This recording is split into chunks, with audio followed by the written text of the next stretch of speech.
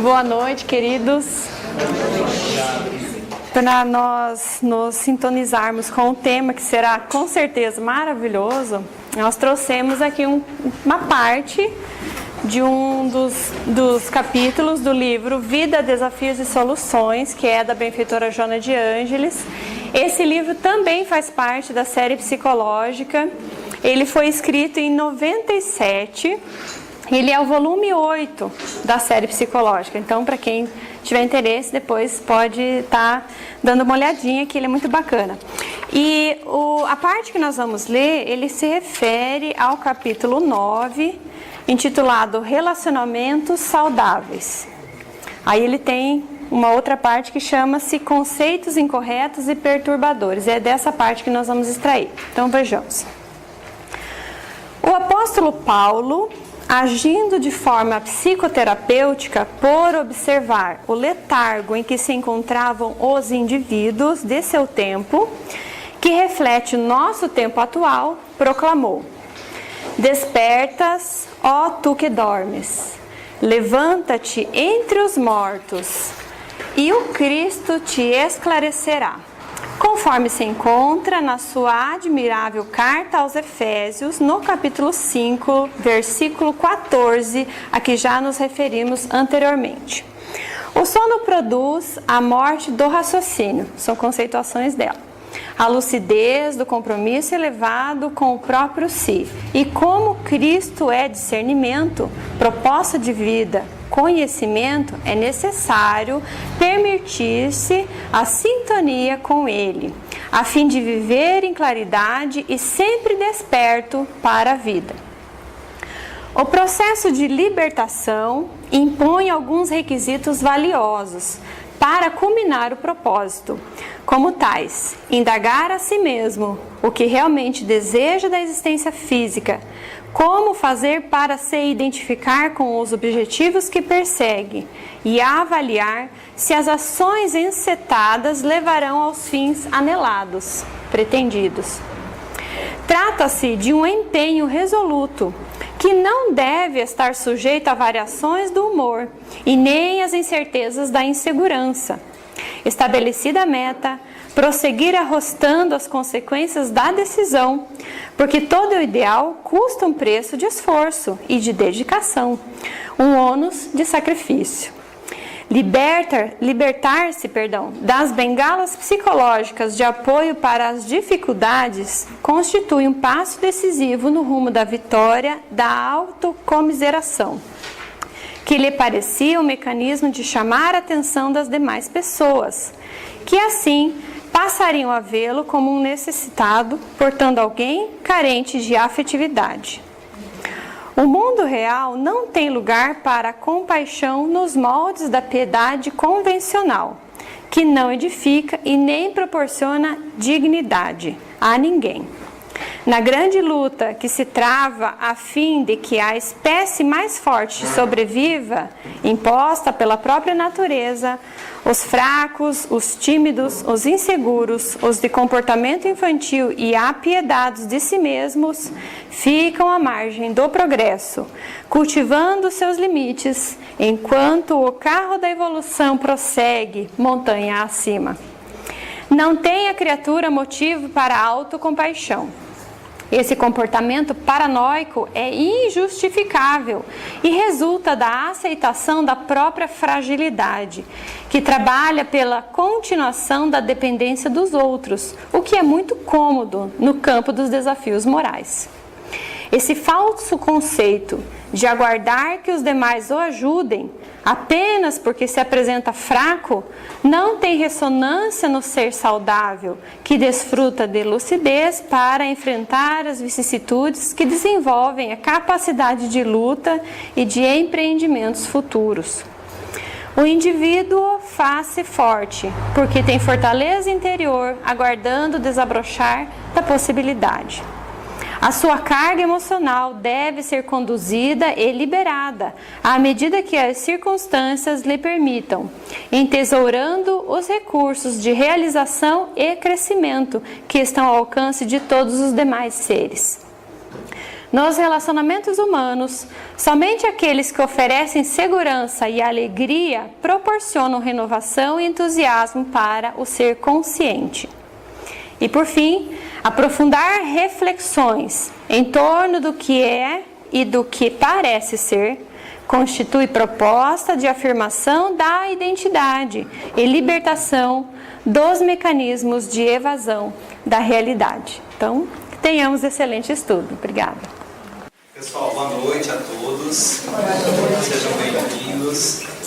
Antes de nós iniciarmos as nossas discussões de hoje, eu gostaria de saber se alguém tem alguma pergunta, tem algum comentário sobre o que a gente viu semana passada, ou mesmo nas semanas passadas.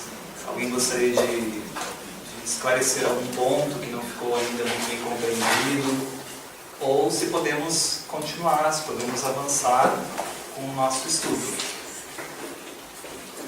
Tranquilo? Então, muito bem. Então, continuando essa evolução do pensamento ao longo da história da humanidade, em especial aqui no Ocidente, nessa proposta do que é esse conhecimento de si mesmo, né? Nós, na semana passada, finalizamos com as discussões acerca do Cristo, né? Esse nosso terceiro item, se nós pensarmos aí didaticamente, irmos construindo uma sequência e numerar essa sequência, né? Como o ensinamento da construção do reino de Deus, como ensinamento, a proposta central da mensagem do Cristo. Vimos as dificuldades para isso. Até hoje nós somos esses seres que ainda temos dificuldade nesse olhar para dentro de nós. Ainda somos pessoas que vivemos muito mais para o exterior. O problema nunca está conosco. Sempre, se aquela pessoa não existisse, seria tudo muito melhor, na verdade. E a proposta ainda, quando eu sempre penso que está fora de mim, é porque eu ainda não entendi o que é esse templo interno que deve ser edificado, né? E quanto menos eu me conheço, nós vamos aprofundar isso melhor no momento oportuno, em especial quando trabalharmos as estruturas da psique, de acordo com a psicologia analítica, nós vamos ver que tudo aquilo que eu desconheço de mim, que é ignorado de mim, é inconsciente. E se é inconsciente, eu não tenho controle disso. E muitos desses conteúdos inconscientes aflorarão em meu comportamento e conduzirão a minha própria personalidade, sem eu ter conhecimento disso. Olha que doido, mas nós vamos entender isso melhor. Então, a grande proposta da construção do reino é eu tomar consciência dos conteúdos inconscientes que eu possuo. Tanto que a benfeitora tem um livro que se chama O Ser Consciente. Porque o processo evolutivo, quando eu tenho consciência daquilo que age em mim, ele se faz com muito mais velocidade. É mais fácil de nós conseguirmos trabalhar esses conteúdos. Então, essa mensagem da construção do reino como uma proposta de autoconhecimento, ela também é exteriorizada na mensagem do Cristo de outras maneiras, né? A primeira que nós trabalhamos é a construção do reino de Deus, mas Jesus também falava muito, e isso está registrado no Evangelho de João: eu vim para que tenham vida, e vida em abundância. Que também é uma proposta de se conhecer. A gente pode pensar assim: poxa, mas eu já vivo, eu já tenho vida. Mas que vida é essa? Será que é uma vida frustrada? Será que é uma vida não vivida? Porque às vezes a gente vive uma vida não vivida. E vomita as nossas frustrações nos nossos filhos, impondo que eles vivam a vida que a gente não viveu. Escolhendo muitas vezes até o que eles vão fazer de profissão, de quem eles devem gostar, com quem eles devem se relacionar. Então, o conhecer-se a si mesmo, nessa proposta crística, é também para que a gente tenha uma vida autêntica, uma vida consciente. Isso que é importante. conscientizar-se desses conteúdos e viver essa vida plena, em abundância. Então a gente pode também compreender essa mensagem evangélica no sentido do autoconhecimento. Perfeito? E também outras que Jesus disse, né? Jesus tem uma frase muito bonita também, registrado no Evangelho de João. Conhecereis a verdade e a verdade vos libertará. Mas o que é isso que o Cristo está dizendo? Que verdade é essa? E libertar do quê? Alguém tem alguma ideia, alguma reflexão sobre que verdade é essa que a gente tem que conhecer? E quando eu acessar essa verdade, eu me liberto do quê? A verdade sobre como realmente somos. A verdade sobre como realmente eu sou. Quem realmente eu sou. Porque a gente também pode achar que a gente sabe quem a gente é. Mas essa visão que a gente acha que a gente é, não é realmente quem nós somos. Também nós vamos entender isso. Nós somos muito mais do que a gente acha que é. Então, conhecer a verdade é a minha verdade. Por que será que eu sinto tal ou tal sentimento em determinadas situações? Por quê? Por que será que eu tenho uma dificuldade tão grande de me relacionar afetivamente com alguém? O que está dentro de mim que me compõe e que eu desconheço, mas que controla o meu comportamento e a minha personalidade? Então essa é a verdade que Jesus nos propõe conhecer. Essa realidade interna que é muito mais ampla do que a gente imagina conhecer, compreender. E se eu acessar isso, se eu tornar consciente, naturalmente eu me liberto da própria ignorância sobre esse aspecto desconhecido de mim e me liberto do próprio controle que esse aspecto ignorado e desconhecido tem no meu comportamento. Agora eu assumo as rédeas. Agora eu entendo melhor por que aquilo aflora, por que aquele comportamento existe. É mais fácil para nós controlarmos e crescermos nesse aspecto, evoluirmos nesse aspecto. Desconhecer-se é viver uma vida escravizada pela própria sombra. A sombra nos escraviza mesmo. Quando a gente não conhece os aspectos ignorados em nós, a gente age muitas vezes em função da sombra. A sombra nos domina. Então, nesse aspecto, Cristo também comentava sobre essa verdade que nos libertaria da ignorância, do próprio desconhecimento sobre nós mesmos. Perfeito? Claro, como dissemos, né, não é uma única interpretação. Existem inúmeras, porque o Cristo, como mestre de todos os mestres, falava para as mais variadas épocas e áreas do conhecimento. Então, a gente pode abordar isso sobre outros aspectos, né? Então, Jesus falava aqui de uma verdade que é uma verdade interna que me compõe. Nessa própria construção do reino. Né? Mergulhar-se para si, voltar-se para si. Veja, eu vou do exterior para o interior. Essa é a proposta. Faço o bom combate comigo mesmo, lutando contra as minhas próprias deficiências. E do interior eu vou para o superior, que é o aspecto evolutivo. Vou vencendo as dificuldades, vou evoluindo enquanto espírito, vou adquirindo virtudes, vou me individuando, né? Ou evoluindo, como nós vamos ver. Então é uma realidade interna que existe em mim. Quando nós falarmos de consciência, ego, inconsciente, isso vai ficar mais claro. Nós vamos dar nome aos bois, vamos entender essas partes. Né? Mas falava de uma realidade interna que existe em mim, muito maior do que aquela realidade que eu percebo, por essa consciência muito limitada que nós temos ainda. falava desse próprio conhecimento de si mesmo e de quem eu realmente sou, esses aspectos ignorados.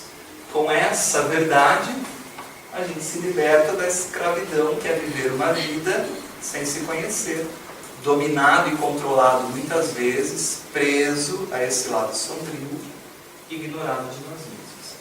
Quando nós falarmos do módulo a influência da infância na nossa personalidade, no nosso comportamento, a gente vai entender isso mais claramente. Tem pessoas, muitos de nós, eu mesmo, em que muitos comportamentos da vida adulta são moldados e influenciados por aspectos lá do período infantil, mal resolvidos, que estão em mim e que às vezes eu nem tenho consciência disso, mas influenciam totalmente o meu comportamento. Um exemplo fácil para a gente entender. Então, vamos imaginar que o meu pai é uma pessoa que não liga muito para mim, que não me dá muito carinho, que é violento em casa, que tem uma doença do alcoolismo. E aí, o pai, a figura paterna, então, não é positiva para mim, para essa criança que está se desenvolvendo. Pode ser que eu não goste do meu pai, e eu pense assim, eu não quero ser como ele. Eu não quero essa referência paterna para mim. E eu não quero ser um pai como ele foi para mim e para os meus filhos. E aí eu levo a minha vida tentando ser exatamente o contrário do que o meu pai foi para mim. Por mais que eu ache que eu estou fugindo do meu pai, ele está comigo. Porque é ele que dita o meu comportamento. Eu não quero ser isso que meu pai é, eu não quero ser isso que meu pai é, eu não quero ser isso que meu pai é, então eu vou ser o contrário. Então, se meu pai é ignorante, eu vou estudar tudo que eu puder estudar.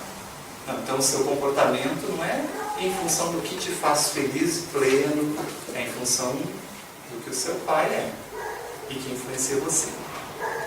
Então, muitas vezes, quando a gente desconhece esses aspectos internos de nós somos como marionetes, em que os aspectos desconhecidos controlam todos os cordõezinhos e nós vamos andando conforme os precisamos.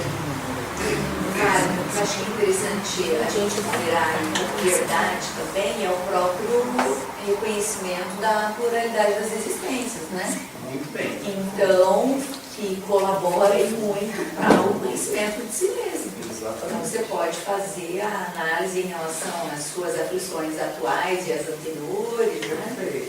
Então, é uma boa ponderação também, lembrando que é a segunda palavra do dicionário divino, né? Então... Exatamente. Nós somos podemos embora esse papo, não faz sentido. Exatamente.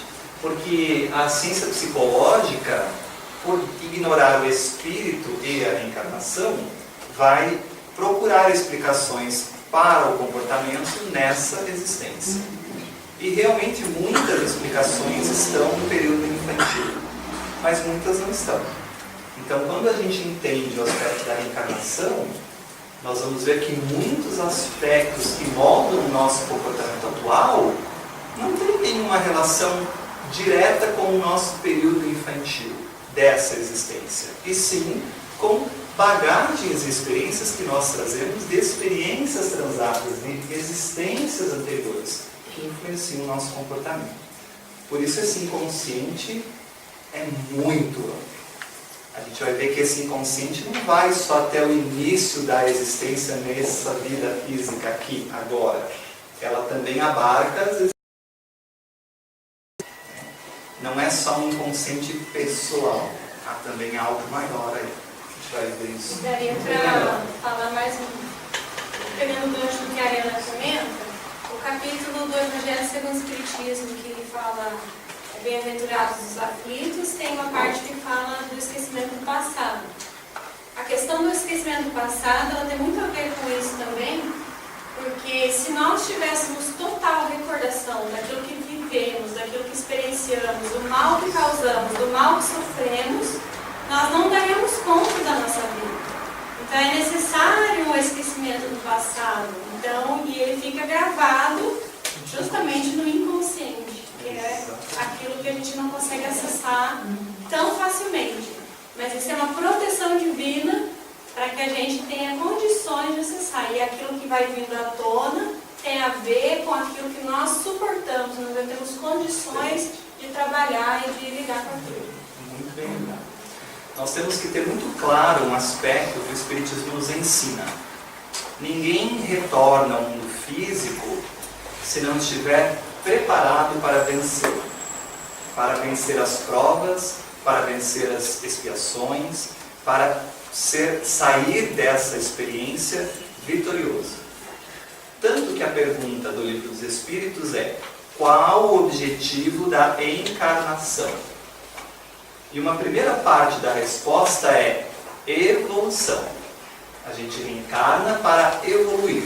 Então, ninguém reencarna para retroceder. Ninguém reencarna para sofrer. Ninguém reencarna para pagar. Essas são visões que nós temos muito atávicas de pensamentos religiosos em muitas existências que nós frequentamos, em que diziam para nós que a vida é um vale de lágrimas e que a felicidade é só depois, lá, em algum lugar chamado céu. Não é agora, é lá no futuro, sei lá quando. E se a gente se comportar ainda. E a benfeitora vai dizer que essa visão é, como a leitura inicial disse muito bem, é aquela visão da autopunição, do indivíduo que não se valoriza, do indivíduo que não se reconhece filho de Deus, do indivíduo que não entendeu ainda todo o seu potencial interno, que nós vamos entender quando falarmos de self. E aí a benfeitora vai propor uma psicologia de otimismo. Se você vivencia a experiência do mundo físico, você tem nesse momento toda a capacidade para vencer as provas e as expiações que você mesmo concordou, aceitou antes de vir, no mundo espiritual. Então essa história de que a cruz está muito pesada, isso é conversa para o bebê. É o olhar sobre a cruz que está deturpado, tem que mudar o óculos, tem que trocar lente. Né? E pense assim, ó, só para eu finalizar o raciocínio. O que é uma prova? O que é uma prova? Vamos pensar no nosso mundo, numa escola tradicional. Né? Quando um professor submete os alunos a uma prova, didaticamente, ele precisa ministrar o conteúdo anteriormente. Porque a prova tem uma finalidade: avaliar se aquele conteúdo ministrado, ensinado, ele foi apreendido, assimilado pelos alunos. O professor até pode fazer uma prova sem ministrar o conteúdo, mas só tem um objetivo: a análise inicial do quanto as pessoas sabem sobre aquilo, para ele calibrar o seu método de ensino.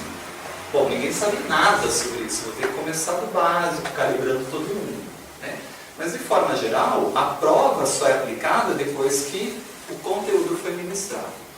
Se a Terra é um mundo de provas, se eu venho provar na Terra, aonde é que o professor ministrou o conteúdo? No mundo espiritual. Então, no mundo espiritual, antes de vir, a gente tem, e olha como tem conteúdo, hein? É muita aula, é muito estudo, é muita reunião com o nosso grupo de amigos, com os nossos familiares, com os nossos espíritos protetores que nos acompanham nesse processo evolutivo. E aí chega uma hora que eu digo assim: chega de aula, já aprendi, vamos para o teste de uma vez. Daí o protetor diz assim: calma, vamos estudar mais um pouquinho, ainda não dá. Não, já estou bem, já vamos lá, já consegui aprender tudo isso. E a gente vem. E lá no mundo espiritual, nós temos noção dessas experiências anteriores que nós tivemos. O que nós fizemos, ou seja, a causa que leva a nossa consciência a ficar culpada. E aí, quando nós estamos no mundo espiritual, libertos do corpo, da matéria, da influência da matéria sobre o espírito, nós pensamos de uma maneira muito mais ampla sobre quem eu sou. E aí eu tomo consciência no mundo espiritual dos meus equívocos, dos meus erros muitas vezes. E ao planejar a nova existência, depois de estudar muito, eu venho para ser provado se eu aprendi o conteúdo. E às vezes até eu digo assim para o meu espírito protetor: eu acho até que Deus é bom demais, porque olha só o que Ele me deu de prova perto do que eu fiz. E realmente Deus não é só bom demais, é a suprema bondade. Porque Ele vai fazendo a gente quitar a nossa consciência a gotinhas homeopáticas, um pouquinho de cada vez. Aquele conteúdo todo perturbador é esquecido, porque eu não vou dar conta. Então, o que eu não dou conta, eu não me recordo. Vai vir a consciência. E aí a gente vem, e aí chega a prova. E quando chega a prova, como eu estou na matéria, a matéria influencia muito o espírito, eu já não sei mais que eu sou espírito mortal, eu já não lembro mais que existe um mundo espiritual, afinal eu quero ganhar dinheiro para viajar para Disney todo ano, porque é isso que a sociedade vende que é felicidade, não é? O que é felicidade no mundo? Ter dinheiro, carro importado, casa na praia, se der um sítiozinho e um triplex.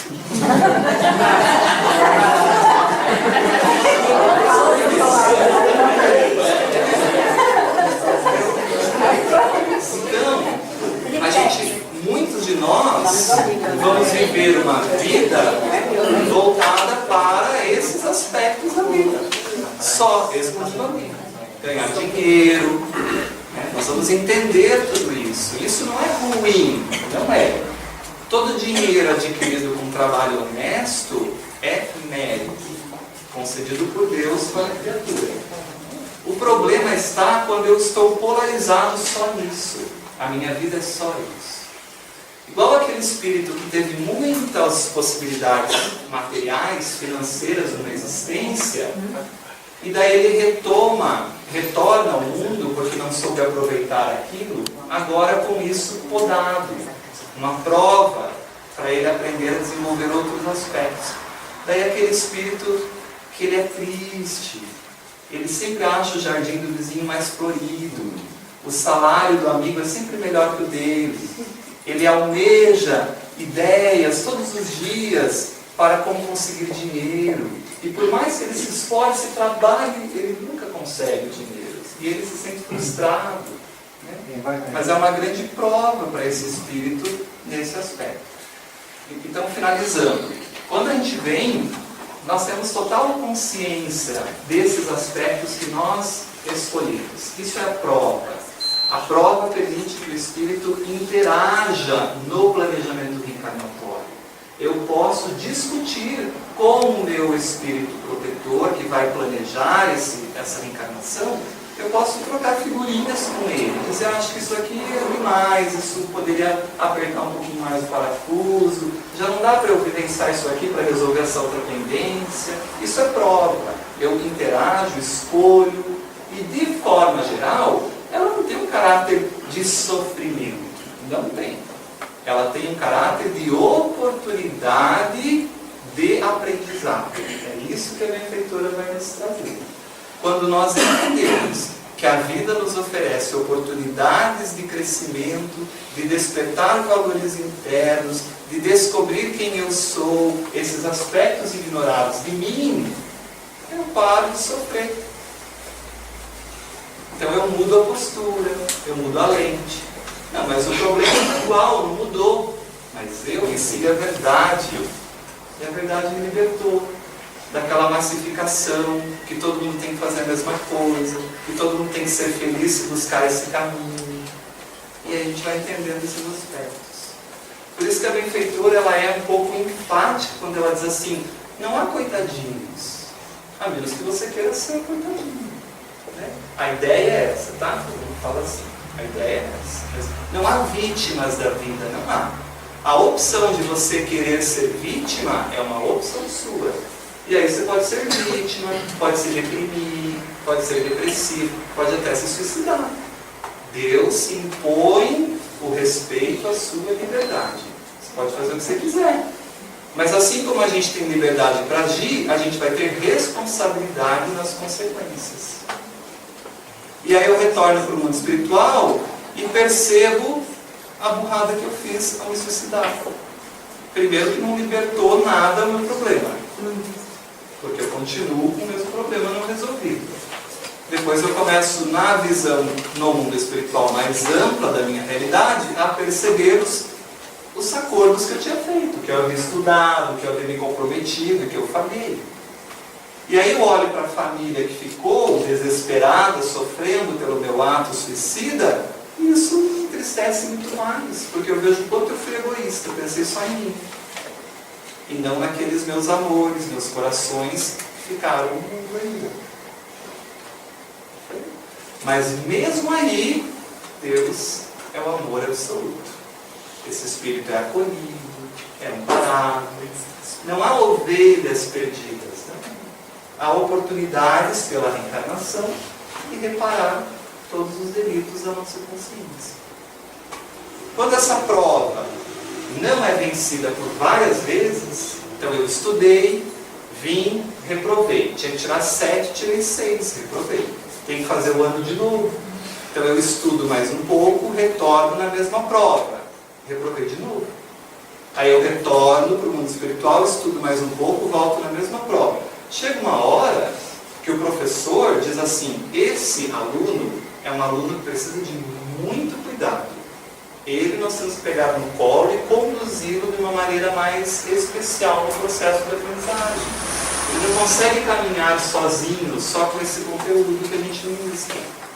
Então ele vai ter um cuidado especial para crescer. Quando acontece isso, eu não posso mais escolher o que eu quero.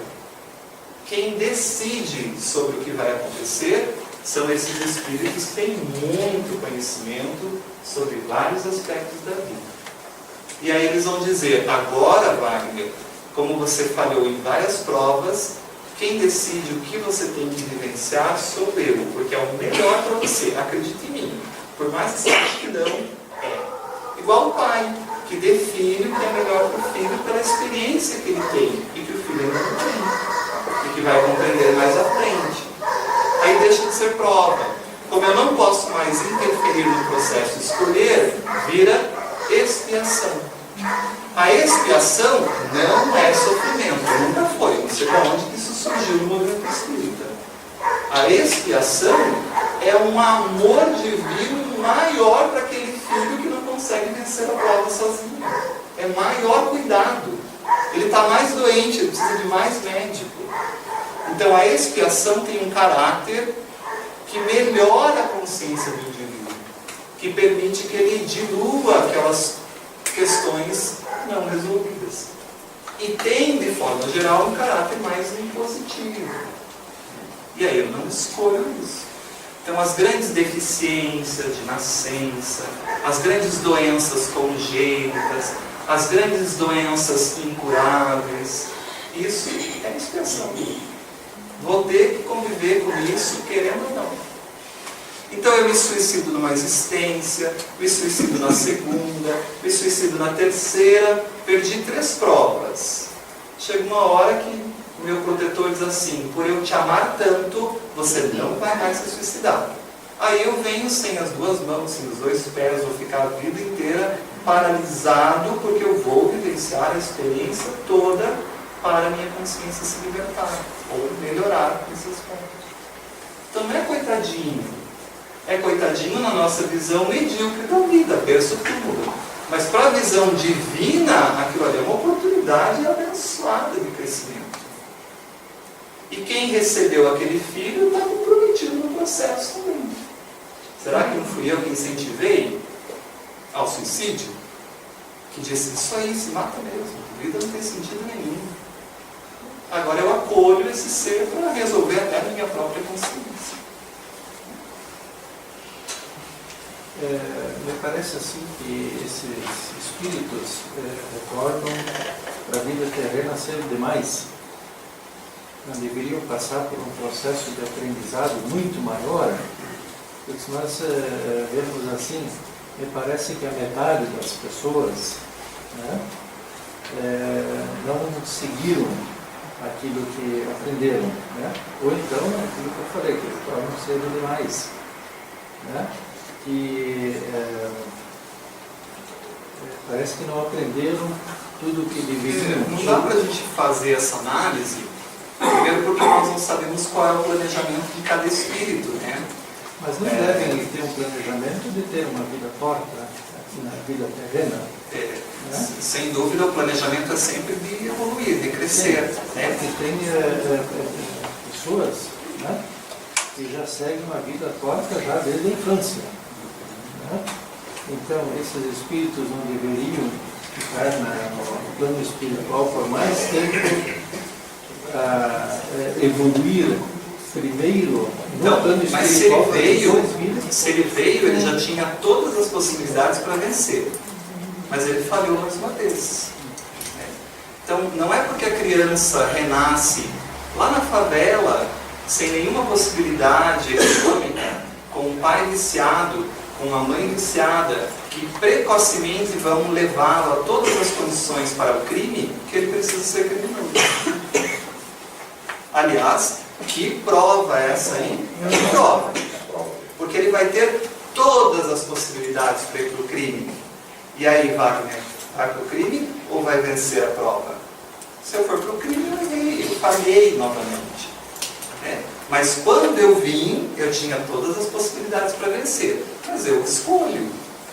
Então é nesse sentido que a benfeitora diz que não há vítimas, não há coitadinhos. São decisões que a pessoa faz. Ô Wagner, essas expiações a gente pode entender assim, então generaliza isso, assim, que normalmente as síndromes, as doenças graves, isso é realmente a explicação que a gente tem, então, é a expiação. Nós vamos trazer depois, no momento oportuno, essa definição pela própria Joana de Ângeles do que é prova e do que é expiação. Então, de forma geral, a prova ela não tem um caráter tão punitivo, pode ser alterada. Então, assim, tem um plano, dependendo de como eu me comporto, eu vou para o plano A, vou para o plano B. As coisas vão mudando ao longo da existência. Diferentemente da expiação, que é mais rígido, é mais enfaixado, mais restritivo naquilo que o espírito pode ou não alterar. Então, uma doença congênita, sem dúvida, é uma característica expiatória, muito mais do que provacional. Mas não que não possa ser uma prova. Às vezes o espírito está tão consciente do seu aspecto que ele pensa assim, nossa, eu não posso escolher aqui algum tempo nessa deficiência que vai me adiantar muito o aspecto consciencial, vai resolver muito esse problema. E aí o protetor diz, pode, você quer? Quero, então eu escolhi. Então aí eu me lembro assim, fico sempre pensando do exemplo do nosso querido Raul Teixeira. Né?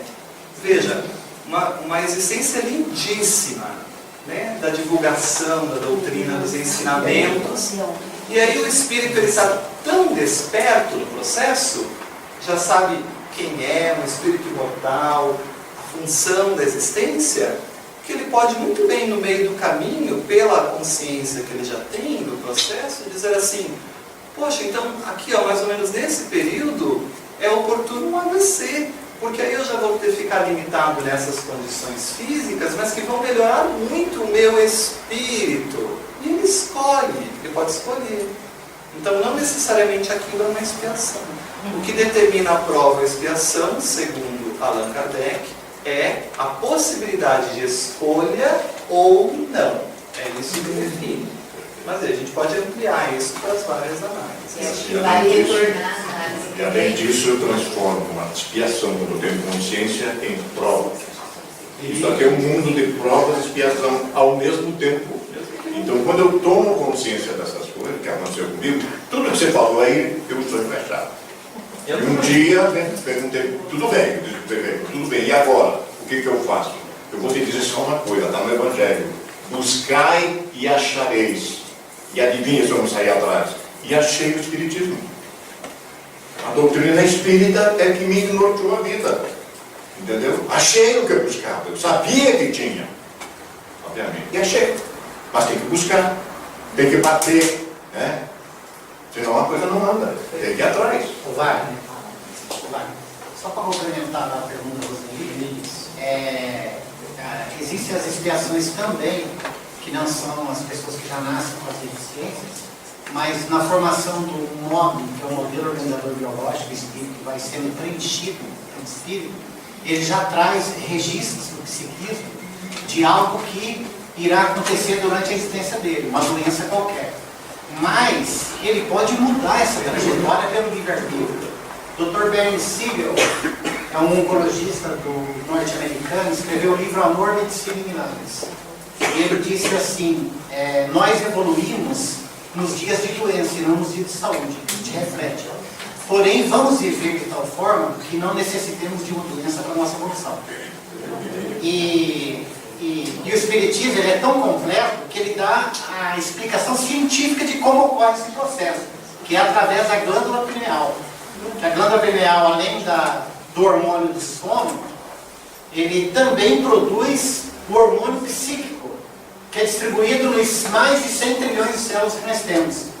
E esse hormônio, através das ondas eletromagnéticas que nós vibramos, nós vamos produzir saúde ou doença em todo o nosso corpo, através da emissão dos nossos pensamentos, etc. Vamos trabalhar isso no módulo sobre saúde e doença. Processos, saúde e doença. Muito bem, pessoal. Adiantamos. Um outro aspecto que Jesus dizia aí, né? Também relacionado a esse autoconhecimento. Porquanto meu filho que estava morto voltou à vida, estava perdido e foi encontrado. Essa é uma mensagem muito bonita também do Cristo. Isso está numa parábola, que é a parábola do filho pródigo, conhecida como filho pródigo, mas que também pode ser dos dois filhos, né? E a gente também vai trabalhá-la no momento oportuno, mas no sentido de que muitas vezes eu vivo uma vida, mas na verdade é uma vida morta. Não é uma vida em abundância, plena, consciente das minhas ações, do que me integra, do que me compõe. Às vezes a gente precisa reencontrar-se conosco mesmo. E essas possibilidades que muitas vezes os conflitos existenciais nos trazem são esses convites a esse encontro conosco mesmo. Pode ver como muitas pessoas precisam passar por experiências muito dolorosas, de forma geral, para voltar-se para outros aspectos da vida. Então eu preciso muitas vezes ir parar na cama de um hospital para pensar, nossa, o que eu estou fazendo da minha vida? Acho que eu estou trabalhando demais, e isso está acabando com o meu físico, com a minha saúde, eu acho que meus filhos são importantes, minha família, eu quero ficar mais tempo com eles. Então às vezes nesses momentos a gente tem esses insights do que é a realidade em nós. E aí eu posso sair do hospital e mudar mesmo minha conduta. Como não? Como isso pode vir, se apagar e daqui a uma semana eu estou fazendo exatamente a mesma coisa até cair no hospital de novo para ter um novo insight de que eu tenho que melhorar, desacelerar, trabalhar talvez um pouco menos. Né? Mas não precisa ser pela dor. Não precisa. Quanto mais inferior é o espírito, mais a dor sensibiliza esse espírito endurecido. É como se eu fosse fazer uma estrada e eu tenho que tirar essa rocha do caminho. Aí eu tenho que pôr uma dinamite para explodir aquilo, senão a rocha não se mexe. Não adianta ir com um cinzelzinho lá batendo, demora muito. Então, quando nós somos muito inferiores, a dor é a dinamite que nos desperta para quem nós somos. Agora, não ache que a dor existe para sensibilizar espíritos felizes. Não é assim. Deve ser um cinzelzinho muito delicado. Não precisa mais sofrer para despertar. Já passou por essa etapa. Então imaginemos como é a vida física nesses mundos. Né? Que não há mais aspectos tão difíceis como há nos mundos ainda de provas e expiações. Mas já foi muito pior, né, gente? Já foi muito primitivo. A gente só vivia para dormir, comer, reproduzir e sobreviver. Hoje a gente já tem outros aspectos na nossa vida. Poxa, que bom hoje a gente estuda um pouco mais, a gente valoriza a afetividade e a amizade. Estamos crescendo, né? Mas ainda estamos longe do destino. Né? Então, isso também é uma proposta do Cristo para o autoconhecimento. Então, essa parábola do filho pródigo, que a benfeitora tem um livro inteiro dedicado a ela, né? Que é o livro Em Busca da Verdade, né? Que é uma jornada heróica nossa, em busca da verdade interna que nos libertará. Né? Veja essa proposta que a benfeitora traz. Ela faz parte de uma trilogia, na verdade. Né? Então, o Cristo fala sobre esse processo de conectar-se consigo mesmo, descobrir os meus valores, entender o sentido da vida, quem eu sou, o que eu faço aqui, o que é importante na existência, quando ele trabalha esta parábola do filho pródigo, quando ele trabalha a parábola da dracma perdida e a parábola da ovelha perdida. É a trilogia, né, que trabalha esse aspecto do autoconhecimento, como alguém que estava perdido e se encontra, que estava morto e retorna à vida. Tudo bem, pessoal? Perguntas aí? Podemos seguir? Está com tempo? Como que é? Você está com tempo? Vamos lá. Concentra que ela vem bom. Fala. A gente só estava aqui, né, confabulando, que com relação ao sofrimento, com uma frase, tá? Isso. Que o Céu e o Inferno traz uns capítulos fantásticos, em especial o Código Penal da Vida Futura, onde Allan Kardec faz toda essa explanação e é um tratado sobre o sofrimento, porque ele pega, através das experiências que ele vê dos espíritos desencarnados que trazem suas informações, falando do sofrimento, que o sofrimento tem a ver diretamente ao mal que foi causado, e aí que está dentro da pessoa aquele mal, porque a consciência está sempre vibrando, dizendo para ele o mal que ele causou, a ânsia de fazer algo diferente, e por conta das imperfeições que ele traz dentro de si. Então, esses são os aspectos do sofrimento. E a gente sempre quer, por não nos conhecermos, a gente acha que o problema está fora. Então, eu preciso de um médico, mas um médico bom. Você quer esse médico bom mesmo, que vai resolver meu problema? Ou eu preciso de um remédio que cure a minha depressão. Não que o remédio não é importante, mas não é o remédio que vai curar a depressão, somente. Então, enquanto eu não me conscientizar que é um convite a essa viagem interior, a descobrir esses aspectos doentios dentro de mim, eu não tenho a cura real. Não tenho. Por isso Cristo curava fisicamente o corpo, mas o espírito não conseguia manter o estado emocional de saúde. Não conseguia vibrar naquele sentimento com a lei divina. Então, aquela energia que o Cristo ministrava no início para reconstituir os padrões vibratórios, logo era perdida, porque o espírito não mantinha aquilo. E como o corpo apenas exterioriza o que há no espírito, o espírito estando doente, o corpo rapidamente manifesta os sintomas. Isso era didático. Ele fez isso para mostrar para os apóstolos, eles viram, os apóstolos viram que o indivíduo reincidia e voltava no mal logo em seguida. E aí ele diz para os apóstolos: viram por que eu não vim curar corpos? Jesus disse isso. E Pedro, ainda fascinado pelo reino exterior, não tinha entendido que era íntimo, diz assim: mestre, mas a tarde hoje foi maravilhosa, olha quantas pessoas você curou. Jesus Vendeu, hein, eu vim para corpos, Pedro. Claro que não foi assim. Eu vim para que tenham vida, e vida em abundância. Olha o sentido. Né? Sabe, Pedro, onde está aquele que eu curei? Natanael. Está reincidindo nas mesmas ações que levaram a doença.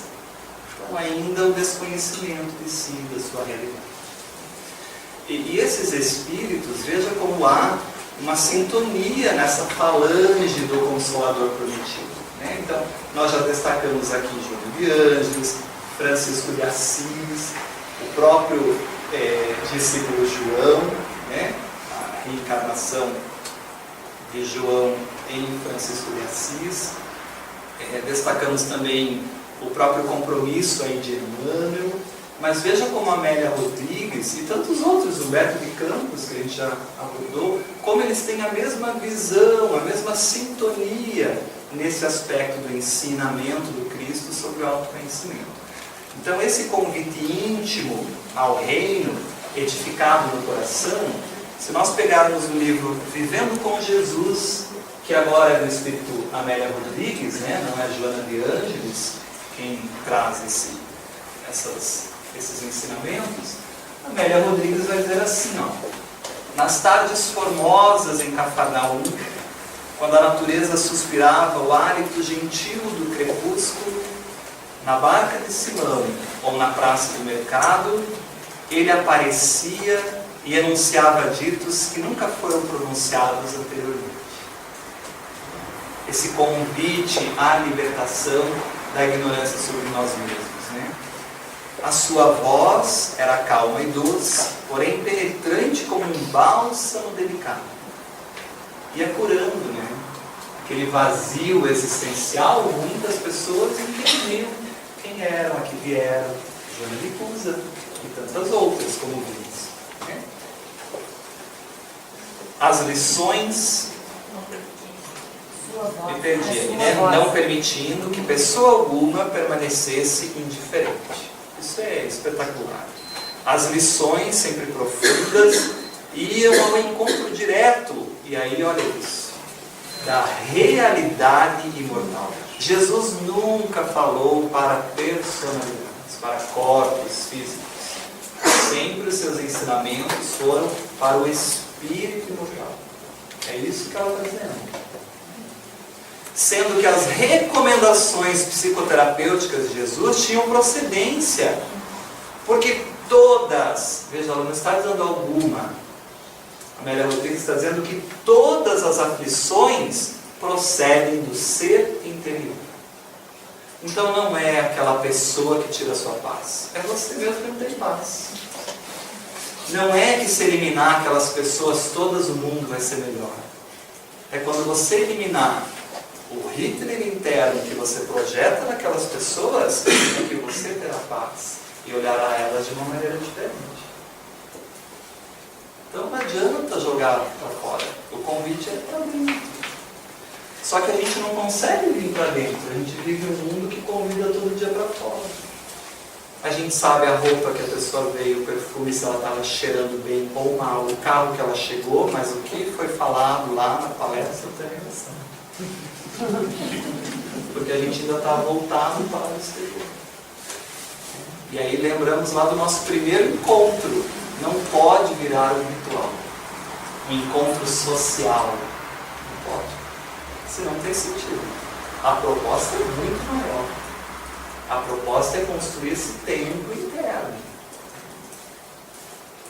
Devendo-se, portanto, recompor as paisagens morais, a fim de que os males não voltem a povoar o mundo íntimo, em que a água comentou, dando lugar a danos maiores do que os anteriores. Então eu falho na prova, vem a oportunidade amorosa da expiação, que ainda, espírito inferior que eu sou cristalizado no mal, tem que ser uma dinamite para me acordar. E daí eu reclamo da terapia.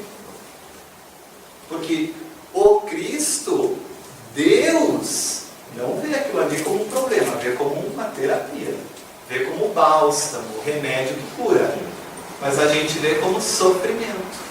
Não sei aonde, não sei em que momento virou isso no movimento espírita. De que expiação é sofrer. Não sei. Isso não tem nada a ver com o que Kardec ensina. Não tem. Mas com o conhecimento psicológico a gente entende. São esses atavismos que nós temos de que a vida é sofrimento, a felicidade não é do mundo, é só depois, quando eu chegar em algum lugar. Né? E a gente vai ver que o convite é completamente diferente. Portanto, esse texto tem base quando Jesus diz: minha filha, vai e não tornes a pecar, para que não te sucedas algo de pior. Sai da prova da ressurreição. Perfeito. Ainda hoje, isso eu acho espetacular, né? Porque ela traça um perfil psicológico da sociedade atual, que é igual à sociedade da época do Cristo. Mudou muito. Não mudamos muito, porque ainda estamos construindo templos de pedra. Ainda estamos culpando os outros. Mas tem um ditado popular que é maravilhoso, né? Se a culpa é minha, eu coloco o que eu quiser mesmo. Então, quando eu culpo o outro, a culpa é minha mesmo. Eu coloco o que eu quiser. Agora, para entender que a culpa é minha, é muita dinamite, às vezes tem que explodir para a gente fazer essa viagem. Né? Só um parênteses. Não se assustem, a gente vai discorrer sobre todos esses aspectos. Por que a consciência tem dificuldade para se relacionar com o inconsciente? Por que os valores do espírito mortal são tão difíceis de aflorar no mundo material? Por que os valores materiais assumem importância tão maior que os valores do espírito? A gente vai entender essa estrutura do ego, do self, a relação entre os dois, a função transcendente, o eixo ego-self. A gente vai falar de tudo isso, mas para a gente já ir fazendo essas ligações com essas mensagens aqui, perfeito? Então, ainda hoje, 20 séculos transcorridos da vinda de Jesus, da mesma maneira que naquela época, vários habitantes da Terra exigem fenômenos espetaculares, curas fantásticas, surpreendentes acontecimentos. Então, naquela primeira etapa que Kardec define, né, que é ainda a questão do fenômeno. Né? O primeiro momento é o fenômeno. O segundo momento é o aspecto filosófico. Não é mais só o fenômeno, é o que está por trás das implicações filosóficas, ético-morais. E o terceiro momento é a aplicação disso na minha vida. Para eu, renovado, renovar a sociedade. Então, ainda muitos de nós estamos nessa primeira fase, sem a consequente responsabilidade de aplicar os seus ensinamentos na conduta real. Descrucificar Jesus, tirá-lo da cruz e aplicá-lo na nossa vida íntima, na minha casa, na minha família menor, consanguínea, o primeiro laboratório para o exercício do amor. E que às vezes a gente não consegue vencer nisso, porque tem um parente que a gente não fala a vida inteira. Como é que eu vou amar a sociedade? Como é que eu vou amar o universo? E todos os meus irmãos, se eu não consigo amar nem alguns pequenos reunidos? Então são exercícios, né, para a gente desenvolver tudo isso. De maneira a integrar-se nos elevados postulados da verdade e do bem. Jesus vinha trazer, né, as leis divinas. Esquece-se, portanto, olha só, pessoal, que ele não veio para curas físicas e fenômenos impactantes, mas sim, e aí é o que eu gostaria de grifar, promover a transformação moral do indivíduo. Construção do reino de Deus. É isso. Descobrir a verdade e nos libertar. Estar morto, viver uma vida morta, mas renascer. Esse é o aspecto. Convidando para a ética e o estudo da vida. O que é a vida? Quem sou eu? De onde eu vim? De onde eu vou? O que acontece após a morte? Por que algumas coisas acontecem comigo, com outras pessoas? Para o autoaperfeiçoamento e, naturalmente, a prática da caridade, que é uma consequência natural desse processo. No primeiro módulo, a primeiro encontro, eu citei um livro que particularmente eu gosto muito, do Adenauer Novaes. É um livro intitulado Psicologia do Evangelho. Ele trabalha algumas passagens do Evangelho de uma maneira a analisá-las à luz da psicologia profunda, analítica. Da mesma maneira que a benfeitora tem um livro assim, né? Jesus do Evangelho à luz da psicologia profunda.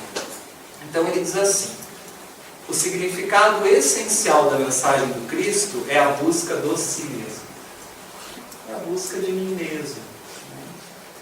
É o ser humano na sua incessante preocupação de entender-se, de justificar a sua própria existência, de dar um sentido à vida. A gente vai ver que isso é muito importante para a psicologia transpessoal, para trabalhar isso. Como diz Viktor Frankl, né? Quando eu tenho um porquê em sentido, eu tolero os comos, né? O que vai vir paulado. Né? Como chegar lá? Tem que passar por esse caminho, mas eu vou chegar lá, eu tenho um sentido, aquele é o meu objetivo. E da busca pelos valores transcendentais, que nós levaremos conosco, tá? Não sei se avisaram vocês, mas os valores materiais do Espírito não é. O triplex vai vir. E talvez a consciência culpada para conquistar o triplex nós vamos levar conosco. Meu amigo que deu. Sua mensagem é a da própria reestruturação psicológica do ser humano. É um conhecimento. Objetivando a evolução ou, olha como ele trabalha, a construção do reino dos céus ou de Deus. É isso que a gente tem que fazer. Eu vou dar um título para esse: salvação. Isso. Isso aí é o Isso é Cristo salvação. salvando-nos. Aí está a salvação. Iluminação. Iluminação. Sinônimo de salvação. Perfeito. Então quer dizer que não basta só despertar?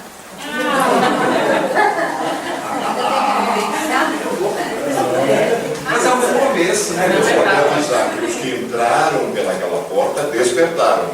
Agora tem um verbo kardeciano que chama-se praticar.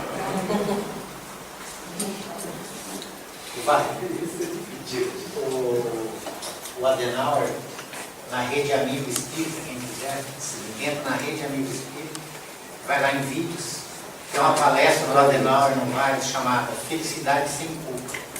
Você tem vontade de assistir 10 vezes. Esses nomes que a gente traz, vocês têm que ir atrás, tem que buscar, né? Aqui a gente não consegue aprofundar tudo, senão a gente fica aí quantos anos? Você tem uma de casa? Tem uma de casa.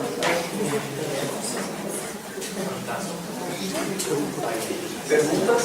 Então, só para completar o Victor Frankl, é o sentido da vida mesmo. Sentido da vida. Sim. Psicólogo no campo de concentração. Ele só sobreviveu porque tinha um sentido. Nós vamos trabalhar isso. É que a gente está ainda em Jesus. A psicologia transpessoal é um pouco Não, depois. mas é só porque você citou. É isso aí. Muito bem. 1960, né? Aqui, recente. Bom, pessoal, mas tudo isso que eu estou falando, Kardec nos ensinou muito bem. Né? Se a gente não sabia isso, é porque a gente não estudou adequadamente o Evangelho segundo o Espiritismo. Porque está lá. Capítulo 2, meu reino não é desse mundo. Tá lá. Toda essa ideia é trabalhada de uma maneira magistral pelo codificador, colocando exemplos, colocando situações, trabalhando mensagens de espíritos sobre esse aspecto do convite à construção de um reino interior e não de um reino exterior. A realeza de Jesus é moral. Moral. Por isso ele diz para Pilatos: eu sou o rei, sou, mas meu reino não é desse mundo. O reino que eu vim construir é outro, é do interior, como nós estudamos. E quem melhor para entender de reino, de pompas, de templos exteriores, de realeza, do que uma rainha? Ninguém é melhor que uma rainha. Então, nesse capítulo, tem uma mensagem em que uma rainha da França vai trazer uma comunicação. E Kardec vai inserir essa comunicação. A mensagem se intitula Uma Realeza Terrestre, que foi a realeza que ela construiu para si. Exterior, material. Mas a vida convidou-a a enxergar uma nova realidade, ignorada até então. Ela teve um convite para conhecer a verdade e se libertar dos pensamentos equivocados que ela tinha. Então essa rainha da França vai trazer essa mensagem em 1863, na cidade de Ardres, né? E ela diz assim: quem melhor do que eu pode compreender a verdade dessas palavras de Nosso Senhor, o meu reino não é possível. Só que ela compreendeu depois. Ela acordou depois. Que bom que tem a reencarnação. Senão ela ia ser julgada, condenada, ficar eternamente em algum lugar, né? Não pode ser assim. Que trouxe eu comigo da minha realeza terrena? Nada, absolutamente nada. Que desilusão! Isso deve ser muito frustrante para nós. Isso deve pesar muito a nossa consciência. Mas agora eu já estou gostando da desilusão. Porque desilusão é que você saiu de uma ilusão. Então eu já estou achando fácil. Já é um crescimento. Não é? Já. Exatamente. Já começou a ficar consciente o negócio. O ser já começa a estar consciente. Né? Que bom quando ele ser consciente. É isso que chama do paro das demônios.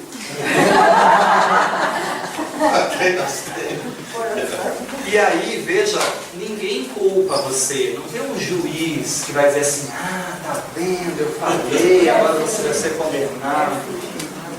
Esse juiz, quer dizer, existe juiz, mas esse juiz é interno.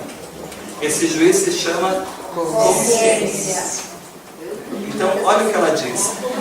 Que humilhação. É ela que sente isso. Quando, em vez de ser recebida aqui, qual soberana, porque ela era soberana, ela era uma rainha. Ela tinha pessoas para servi-la que não valiam nada, para aquela ilusão dos títulos terrestres. Mas no mundo espiritual ela viu que aquela pessoa que não valia nada na Terra estava acima dela, em realeza moral, em construção de um reino íntimo. Então ela diz assim: vi acima de mim, mas muito acima, homens que eu julgava insignificantes e aos quais desprezava, por não terem sangue nobre. Daí nós temos aqui o contexto literário de 1857, né? Isso aqui é da época. Né?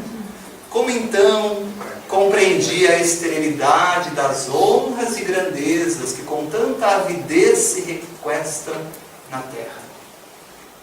E é verdade.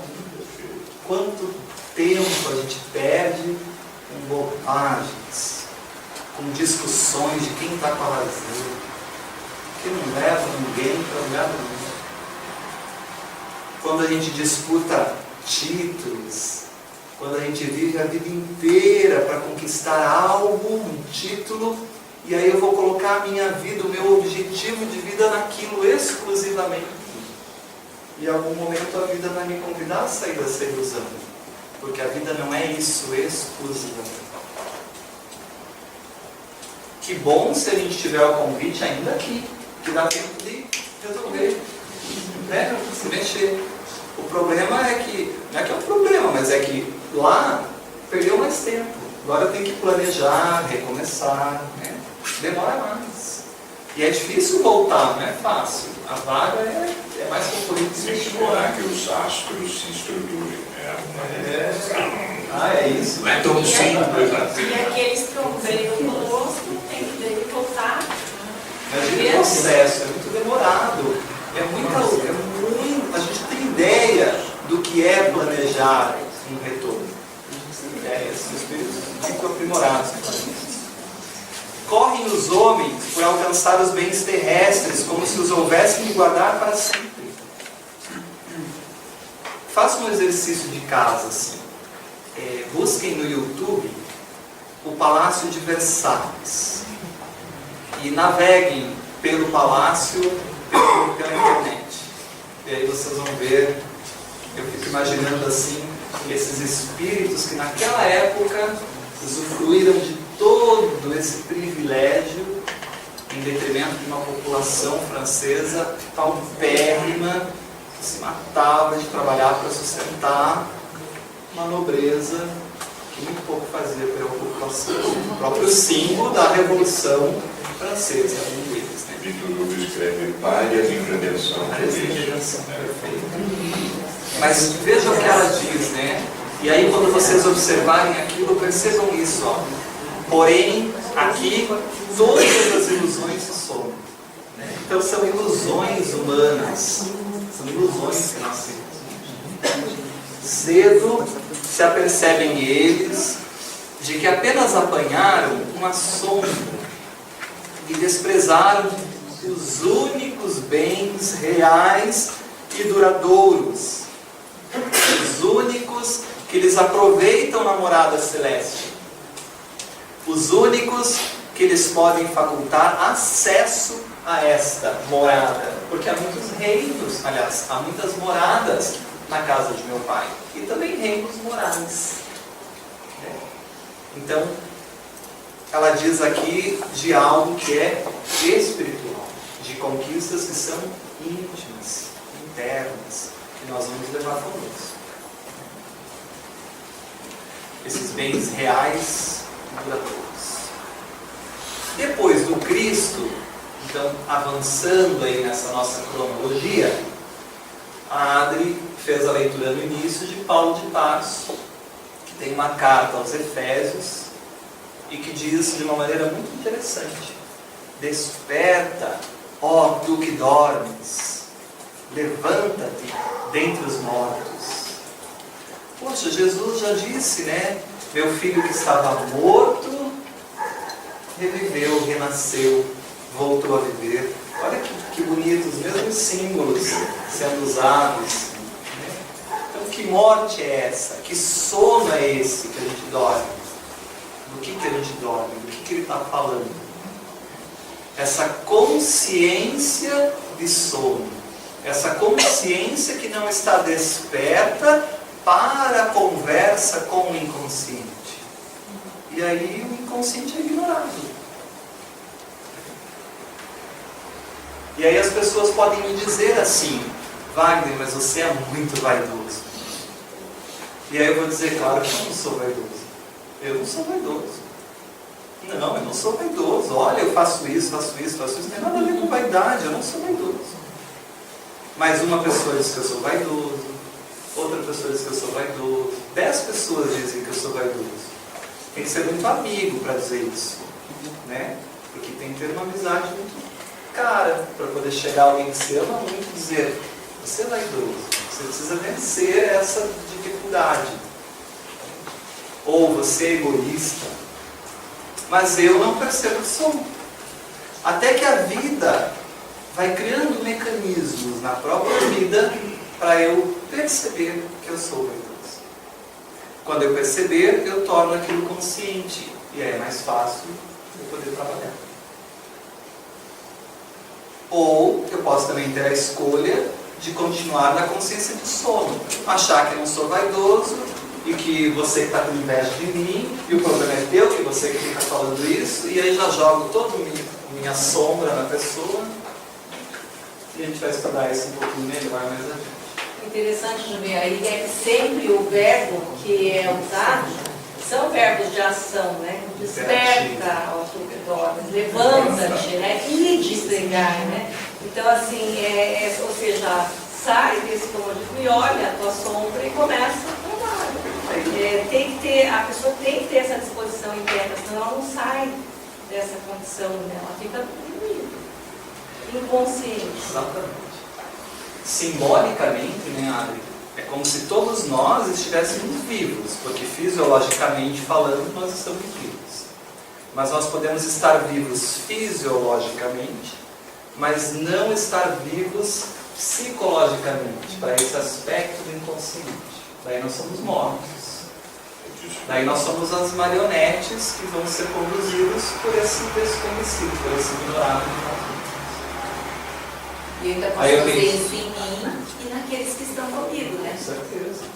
Aí eu me relaciono com uma pessoa, não dá certo, termino o relacionamento, me relaciono com outra, termino porque não deu certo, aí me relaciono com uma terceira pessoa, e aí eu começo na terceira pessoa e falo assim, nossa, mas é igual a segunda, é igual a primeira, gente, é tudo igual, mulher é tudo igual, homem é tudo igual. Eu não percebo que o problema sou eu. Enquanto eu entender que eu projeto esse aspecto ignorado, aquilo que me influencia, talvez aí lá da infância, talvez das outras existências, eu jogo no outro esperando aquilo que é uma ilusão minha. Né? Porque o outro não é assim. Eu imagino que é, alguém vai entender isso. Enquanto eu não despertar para esses valores internos, eu vou casar 40 vezes. E no final, se eu não despertei, a minha conclusão é: mulher é tudo igual. Homem é tudo igual.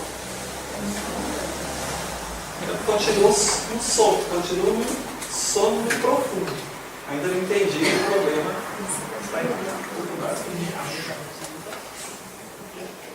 Então não é só o sono fisiológico, é o sono que eu sou, da possibilidade existencial, das minhas realidades existenciais, das possibilidades que eu tenho de vir a ser.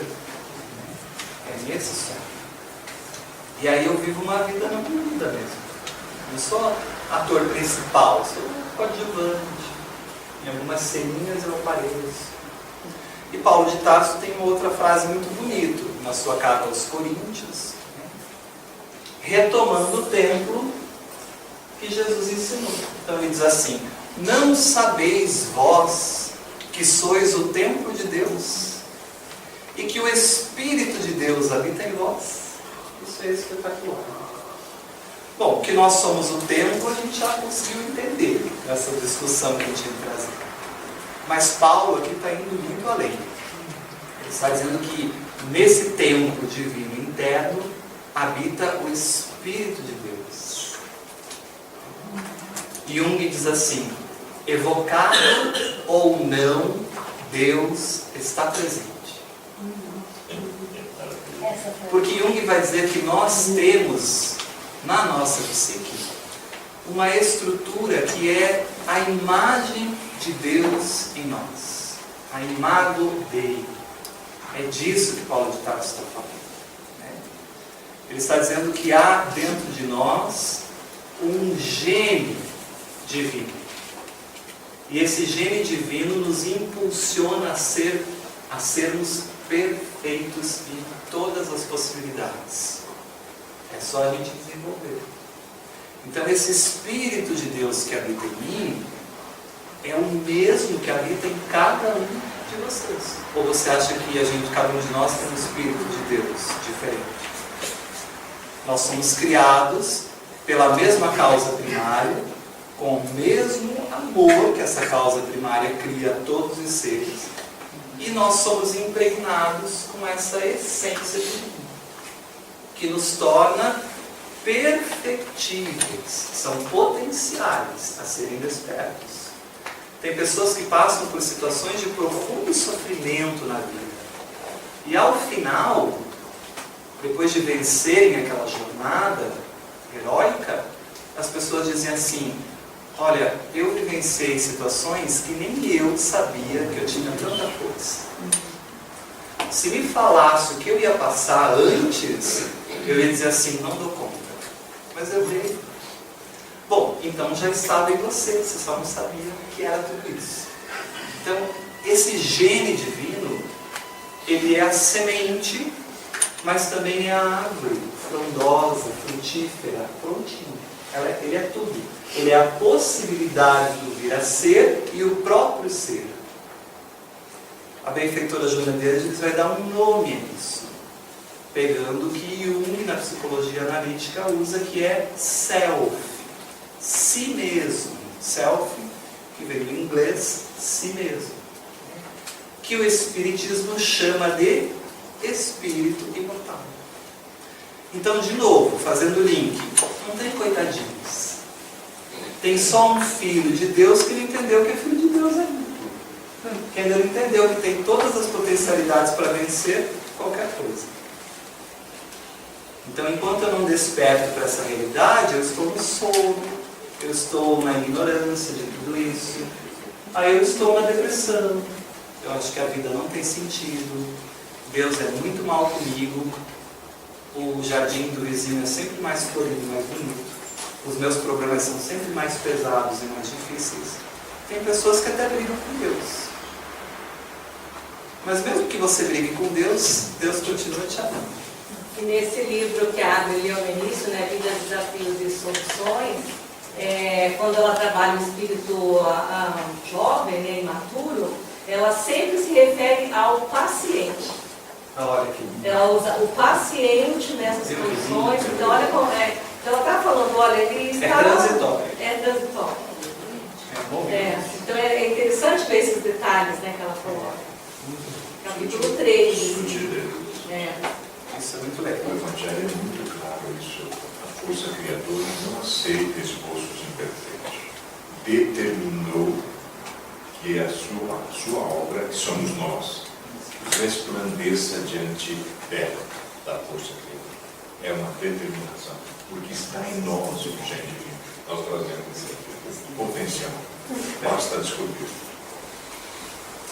Então Paulo de Tarso retoma, já nos primeiros momentos ali daquele cristianismo primitivo, né, veja, do século V antes de Cristo até 67, desse primeiro século do cristianismo, com todas as dificuldades que nós sabemos muito bem, através do livro Paulo e Estevão, brilhantemente trazido aqui à Terra por Francisco Cândido Xavier, né, psicografia de Francisco Cândido Xavier, a obra de Emmanuel.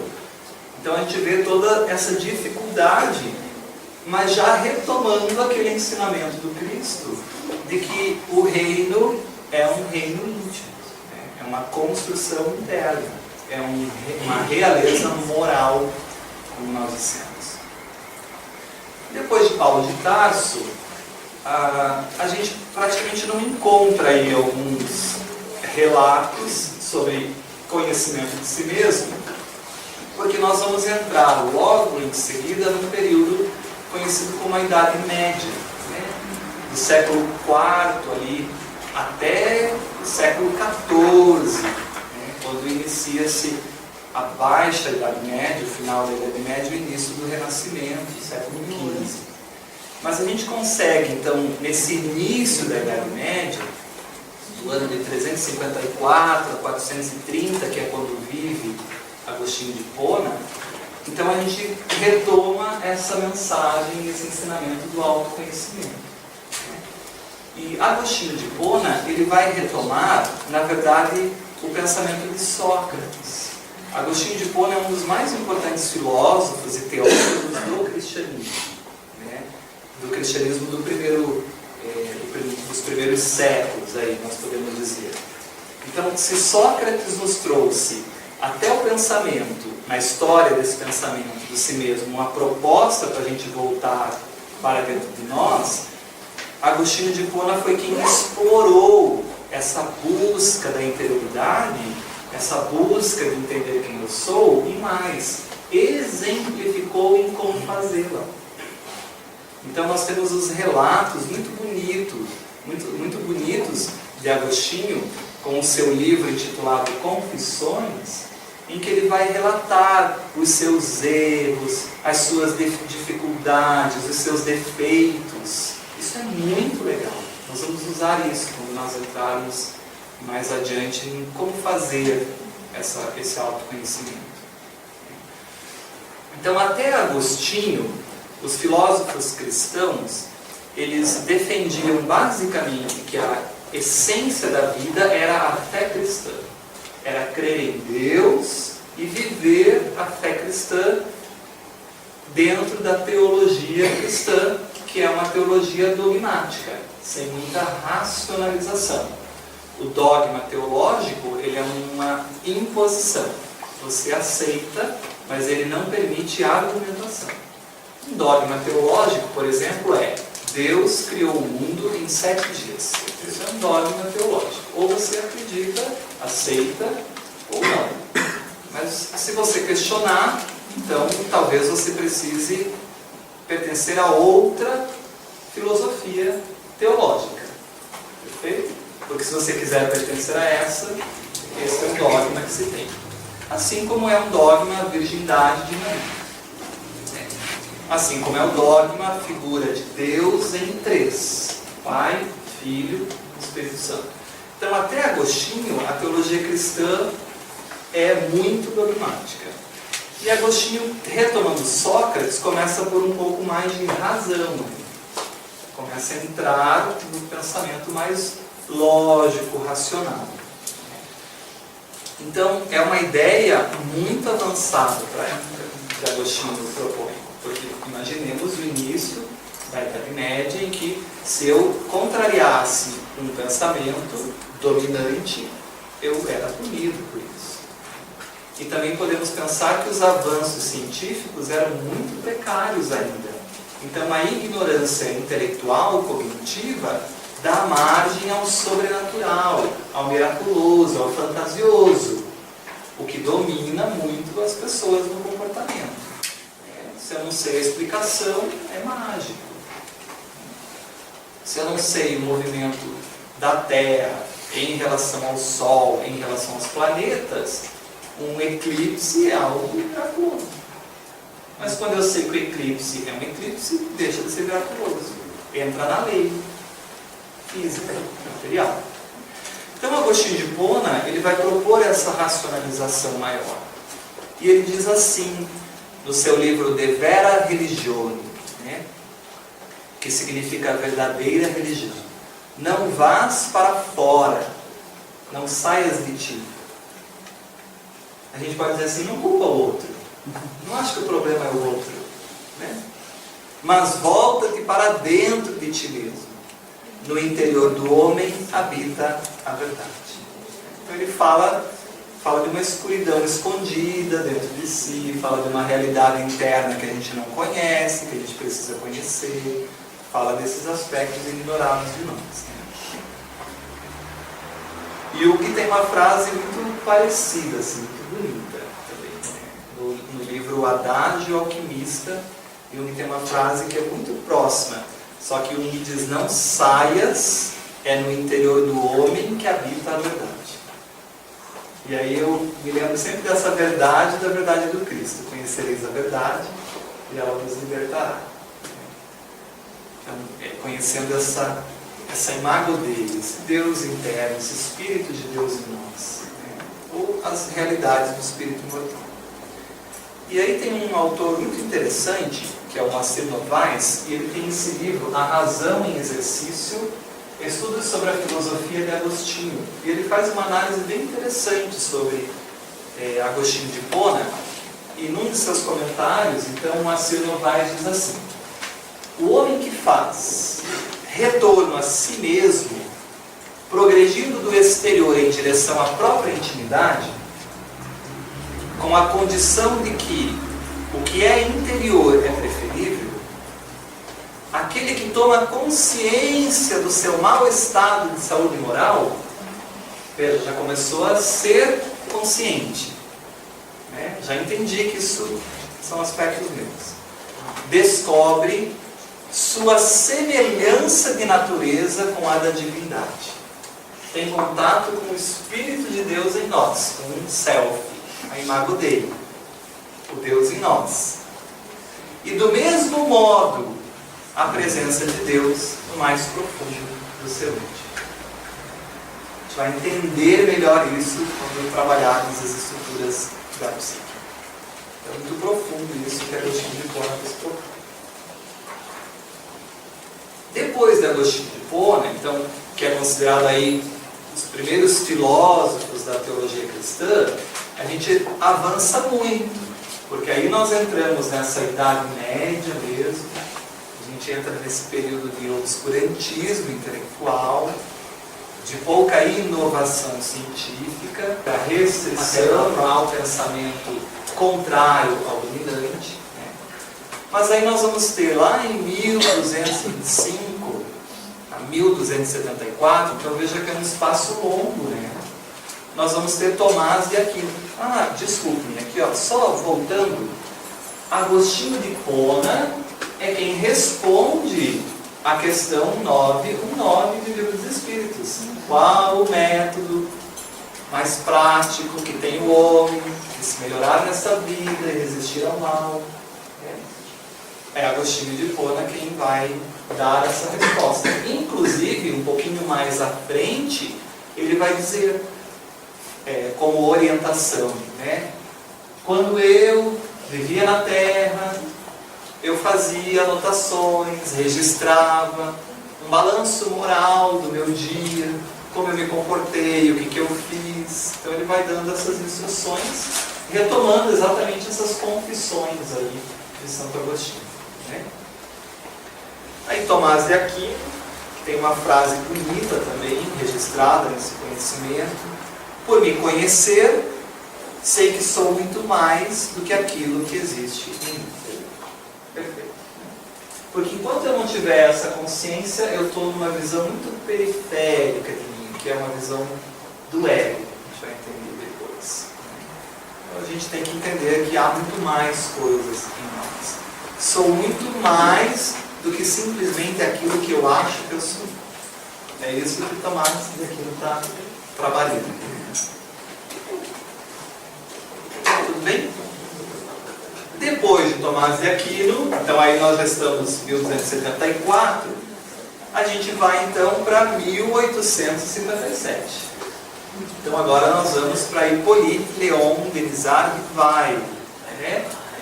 Com o seu conhecido aí com o nome de Allan Kardec, após a publicação do Livro dos Espíritos.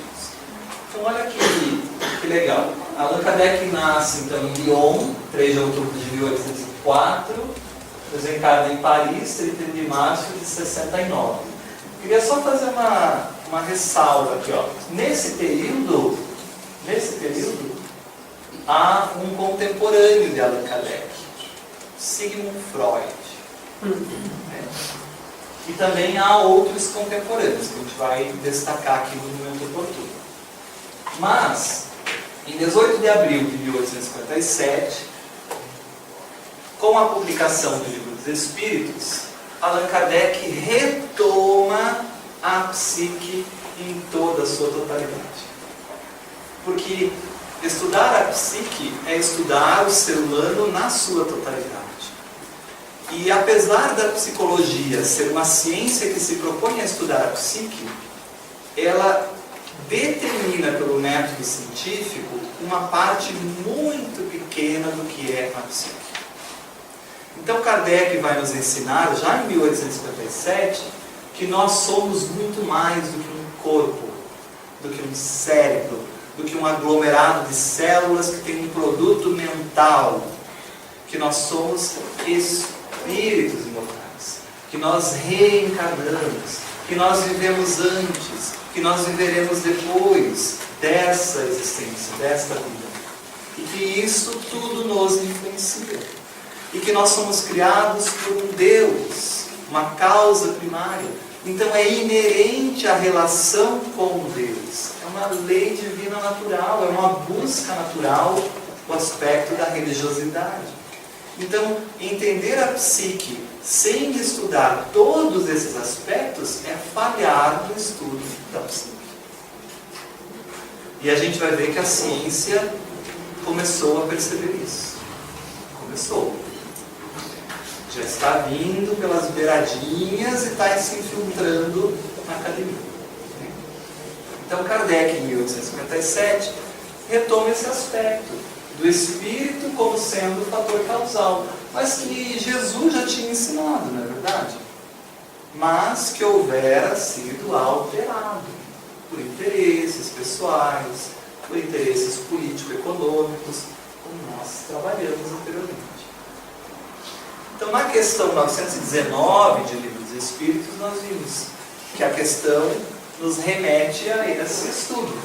Qual o meio mais prático, aliás, qual o meio prático mais eficaz, que tem o homem de se melhorar nesta vida e de resistir à atração do mal.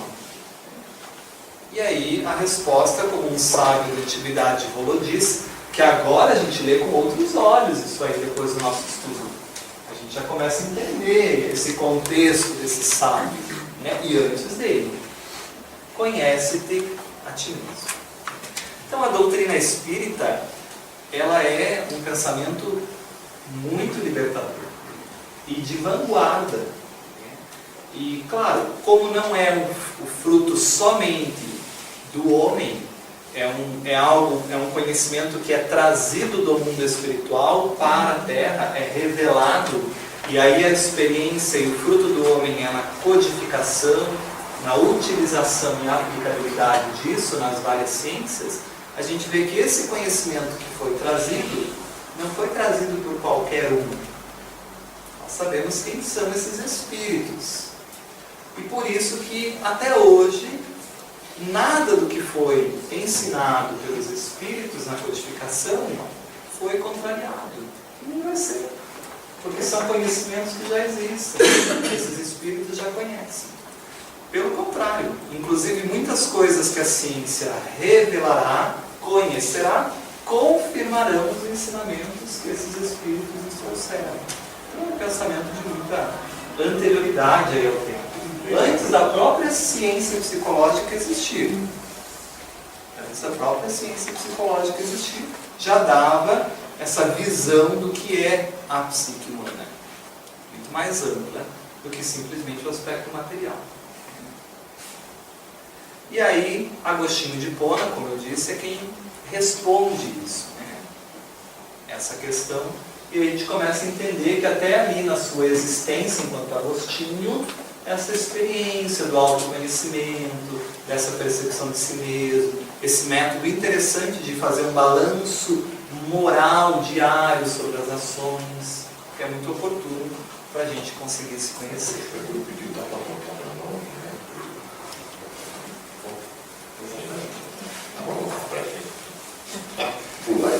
Então, no item A, ele faz uma outra pergunta. Conhecemos toda a sabedoria desta máxima? Quando Kardec faz essa pergunta, ele está mostrando o conhecimento que ele tinha. Ele conhecia todo esse trajeto histórico aí que a gente abordou. Ele deveria conhecer muito bem o templo de Delfos, ter estudado os filósofos da Grécia Antiga, porque ele diz assim, conhecemos toda a sabedoria dessa máxima. Falar que é importante se conhecer não é novidade. Muitos já falaram há muito tempo. O que eu quero saber é como fazer isso. É isso que cada um pergunta. Que tem que se conhecer eu já sei, mas como fazer? Então ele pergunta, porém, a dificuldade está precisamente em cada um conhecer-se a si mesmo. É aí que está o problema. E até ele vai narrar assim, poxa, é difícil porque como eu vou reconhecer uma dificuldade? Eu posso até justificar que aquilo lá não é uma deficiência. Tem essas características. A gente vai ver esses aspectos. Então ele pergunta qual o meio de conseguir. Então, o que nós entendíamos sobre o autoconhecimento lá na Grécia Antiga era um aspecto. O que nós entendíamos sobre o conhecimento de si mesmo na Idade Média era outro aspecto.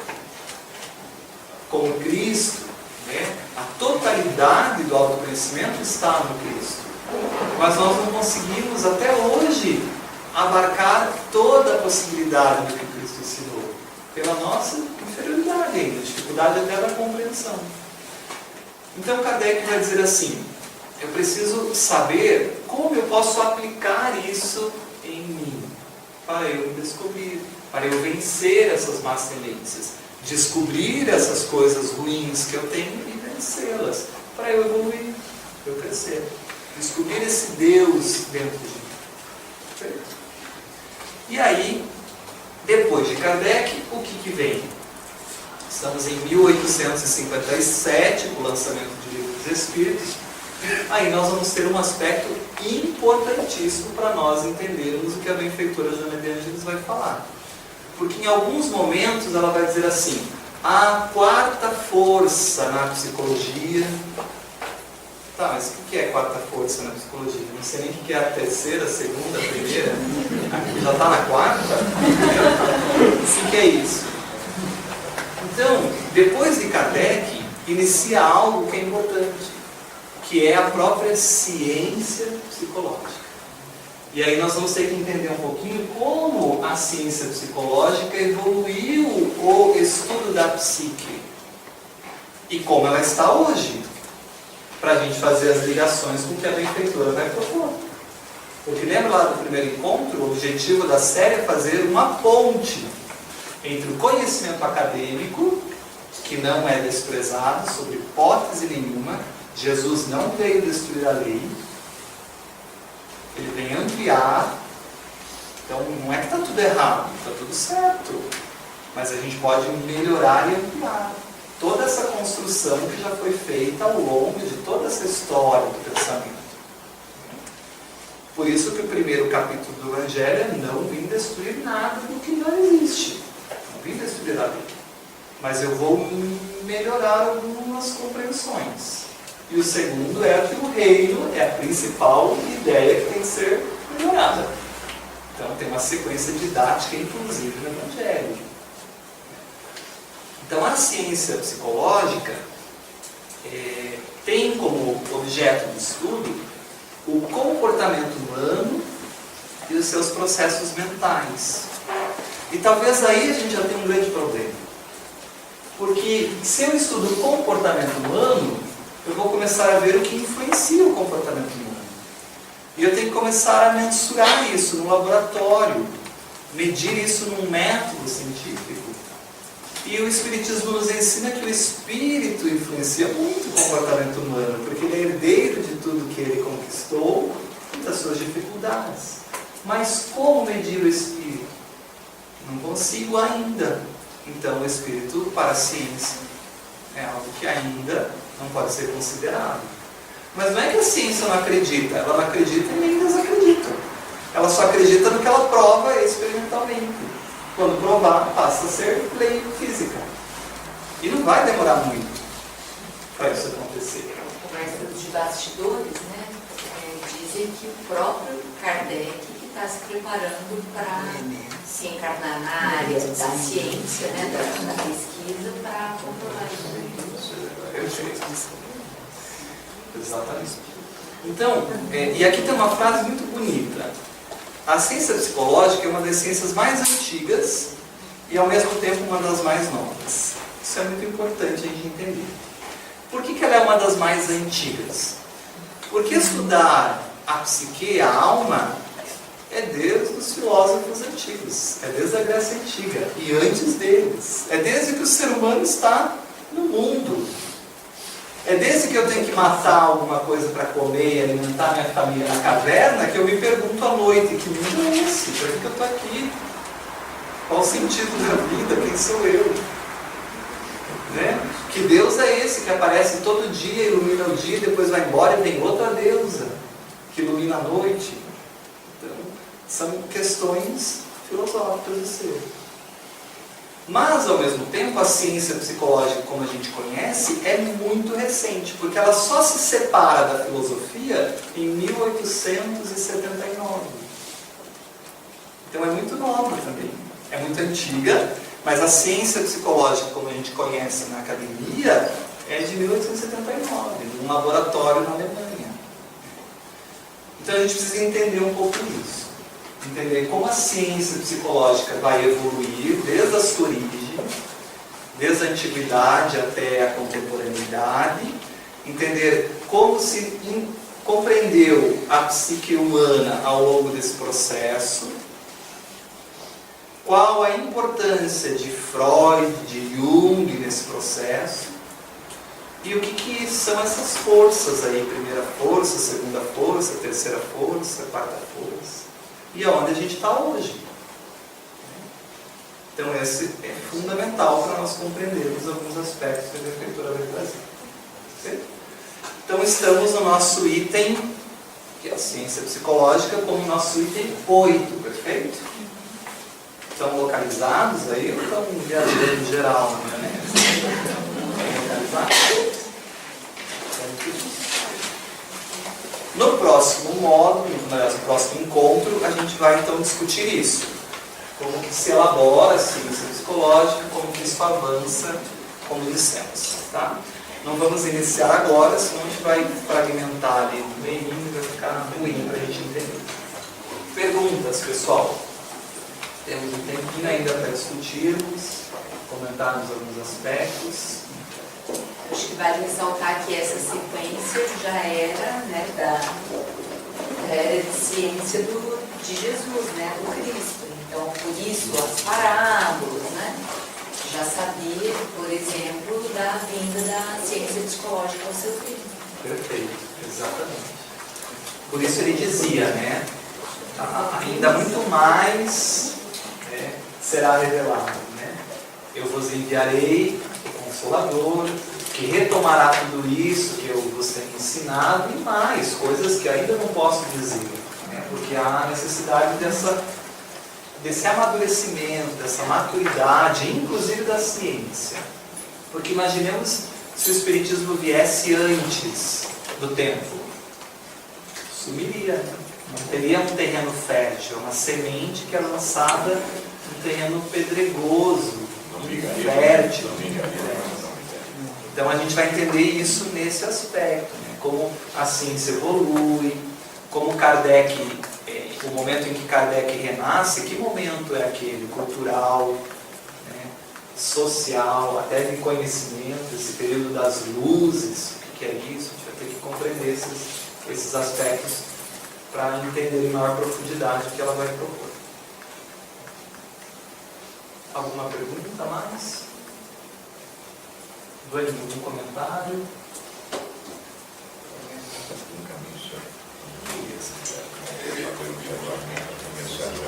Perfeito. Pessoal, então muito obrigado. Nos vemos semana que vem, se Deus quiser.